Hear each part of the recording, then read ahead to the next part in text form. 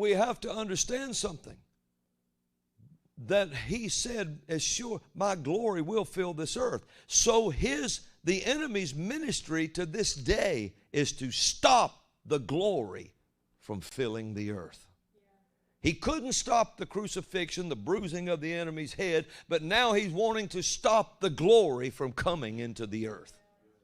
If he can stop the glory from coming into the earth, he'll stop the resurrection power, because glory is resurrection power. He'll stop you from becoming what God has told you you would be. And believe this or not, I don't care what people tell you, America plays a pivotal part in this.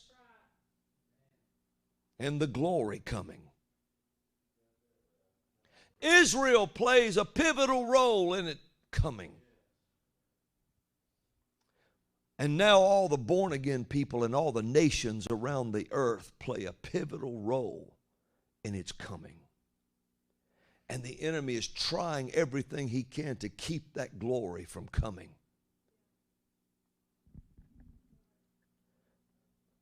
If you think all of this is going to change before they attack the church, you're wrong. They're going to attack God's people soon. They tried it when they tried to get the church deemed non-essential. But nobody could really get it going except the churches that really didn't believe and had already conformed. But they tried to call it non-essential. It's not essential. And they're going to try to keep pushing this thing. But I'm going to tell you something, repeating a prophecy that God gave Moses. As the Lord lives, his glory will fill this earth. And if you're in this earth, then you have the potential of seeing the glory where you are. Hallelujah. So, the ministry of the fallen ministering spirit is to minister to these wicked jackals. He ministers to the wicked jackal of Biden, Harris.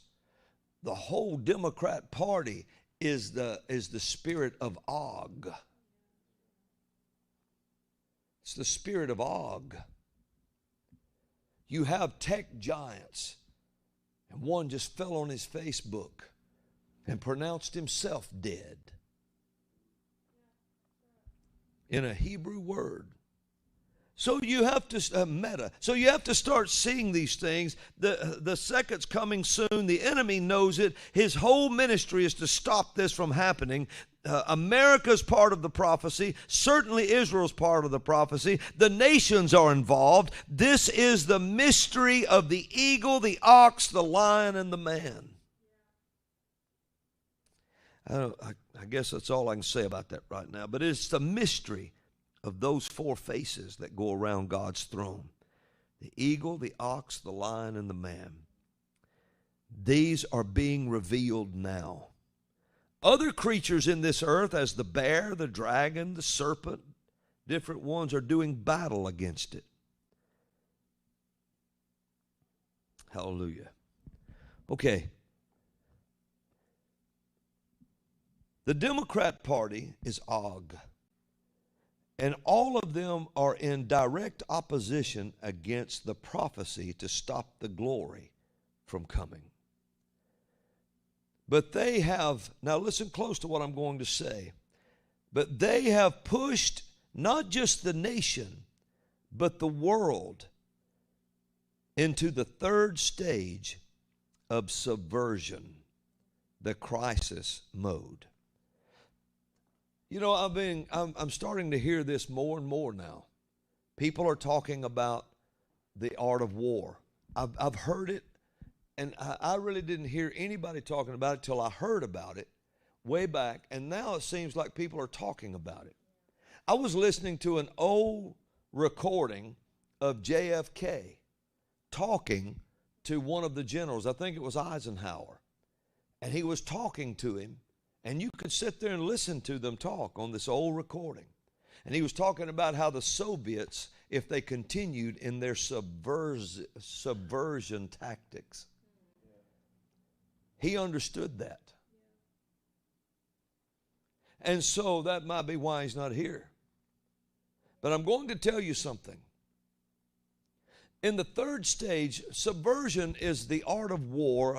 One day I'm going to learn how to say this guy's name right. It's either Sun Tse or Sun Tzu or something. I asked somebody in Idaho in a crowd the other night, I said, the art of war, who wrote the art of war? And they gave me 3 different names. I said, see, nobody really knows how to pronounce that. And so I just stuck with my own. But he was an advisor in about 3,500 years ago to the Chinese dynasty. And he came up with a plan to win a nation, to take a nation without ever shedding blood. And he said the best way to win a war is to never have to fight the war. And he said it's done in 4 stages. One is demoralization. It's when you take people into that nation and you want them to be your nation, so you come in with your professors, your teachers, your people, and you come in and you start to brainwash generations with your teaching. And he said you have to ease it in there. See, it has to be done without any resistance at all. Everybody, you need to really listen to this because I'm not going to take a long time with it, but I want you to hear it. So it says the first stage takes 15 to 20 years because you have to have at least 3 educated generations so that the third one comes out completely demoralized. Demoralized of what they believed in freedom. Now they only believe what you believe in your nation. And then after that, you bring them out and you start putting those graduates into control of media, into government, into high-ranking positions. And they say once a generation is demoralized, you could show them the truth. You could hand them a piece of paper written in black and white to tell them every truth, every fact, and they still wouldn't believe it. They said you could show it to them. And I remember one man who defected from the Soviet Union who was an expert in ideological warfare. He said you could take them to a Soviet concentration camp in those days, to a Soviet concentration camp, show them what you're saying is true, and they still can't see it because they're brainwashed, completely demoralized. That's why you look at liberal media, liberal news, all these people, and they just look at you with their head tilted and this nowhere look on their face, this far-off look, like they don't even understand, how to eat peanut butter. They just look off. And you can tell them that killing 345,000 unborn a year is not right, and they just look at you with their eyes glazed over. And the man from the Soviet Union that defected here in 1970, he said this, in the 70s, he said, by that time, he said, there's nothing you can do to tell them any different. They're lost. And so then you put those kind of people in control, carrying the subversion nation, the ones who's subverting, carrying their ideologies into this nation. And now you've unleashed a whole generation of people that are running the government that think like that. Yeah. Yeah. And then when that gets to that place and they can't see anything else, then they bring up radicals. And that takes about 5 years, they said. So that brings up the radicals. They'll start using groups like Black Lives Matter. They'll start using groups like Antifa. Black Lives Matter is a Marxist group out of their own mouth. Their own website says they're Marxist. And so they start using the groups like that. Back in the 70s and 80s, they were using the homosexual movement. They were using women's lib. They were using anything.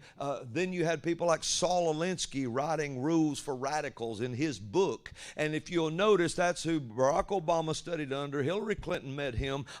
He was a hero to all these people. And Saul Alinsky dedicated his book to Lucifer.